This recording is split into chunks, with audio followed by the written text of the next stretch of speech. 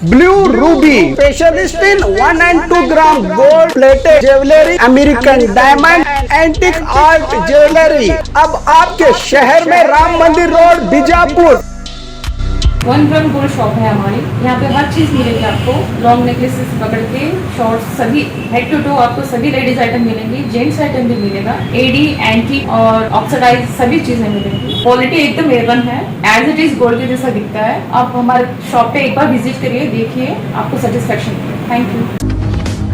गगन महल के खंदक में कचरे का ढेर, पालिका देखकर भी अनजान। बीजापुर शहर के अंबेडकर सर्कल में रहे गगन महल ऐतिहासिक स्थल माने जाने वाले खंदक में रही बौड़ी को बड़ी बौड़ी के नाम से भी जाना जाता है। यहाँ पर कई दिनों से आसपास के लोग कचरा फेंकने से गंदगी का ढेर बना हुआ है। यह ऐतिहासिक जगह इसी के अपोजिट बीजापुर जिला कलेक्टर विजय महांतेश दानमनवर का सरकारी बंगला भी मौजूद है। इसके बावजूद कब होगी इसकी सफाई, कह रही है जनता।